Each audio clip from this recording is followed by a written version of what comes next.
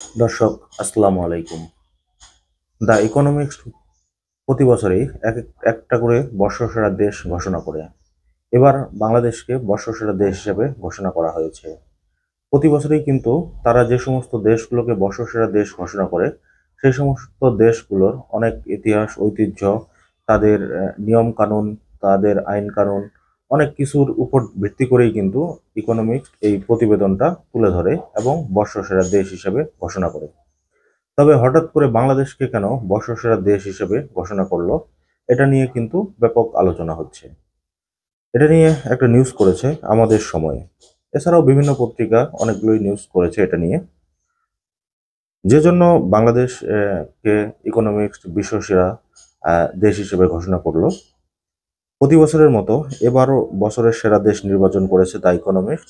সেই ফলাফল অনুযায়ী 2024 সালের বর্ষসেরা দেশ বাংলাদেশ। বৃহস্পতিবার এই প্রতিবেদন ইকোনমিক্স এ তথ্য জানায়। গণমাধ্যমটি 2024 সালের জন্য সেরা দেশের তালিকা প্রকাশ করেছে। সেখান থেকে বলা হয়েছে, সবচেয়ে সুখী, ধনী বা নৈতিকভাবে শ্রেষ্ঠ স্থান অধিকারকারী কিনা সেই হিসাবে নয়, সেরা দেশ বেছে নেওয়া হয় আগের 12 মাসের সব থেকে বেশি উন্নতি করেছে কিনা সেই বিচারে। তবে বাংলাদেশকে তারা যে জন্য নির্বাচিত করেছে সেই প্রসঙ্গে একটু পরে আসছি। এবারের সেরা দেশ বেছে নেওয়ার ক্ষেত্রে চূড়ান্ত তালিকায় ছিল 5টি দেশ।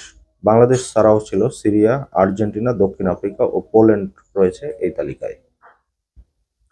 শেষ পর্যন্ত দ্য ইকোনমিক্স সংবাদদাতাদের মধ্যে উত্তপ্ত বিতর্কে বেছে নেওয়া হয় সেরাদের, যেখানে সেরা দেশ নির্বাচিত হয় বাংলাদেশ এবং রানার্স আপ হিসেবে নির্বাচিত হয় সিরিয়া। তো আপনারা ইতিমধ্যে জানেন যে এই দুই দেশেই কিন্তু ছিল স্বৈর শাসনের দেশ।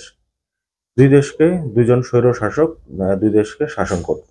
একজন হচ্ছে শেখ হাসিনা, আরেকজন হচ্ছে বাশার আল আসাদ।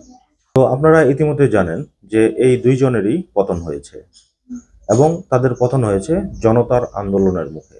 মূলত এই জন্যই কিন্তু বাংলাদেশকে এই বর্ষসেরা ইকোনমিক্সের বর্ষসেরা দেশের তালিকায় অন্তর্ভুক্ত করা হয়েছে এবং রানার্স আপ করা হয়েছে সিরিয়াকে।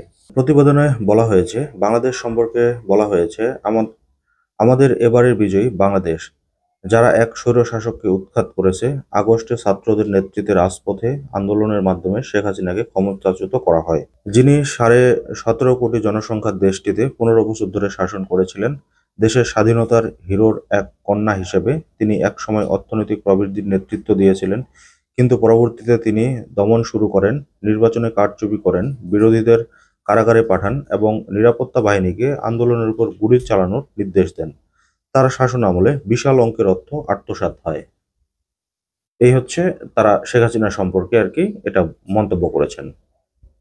এতে আরো বলা হয়, বাংলাদেশ ক্ষমতার পালাবদলের সময় প্রতিশোধমূলক সহিংসতার ইতিহাস রয়েছে।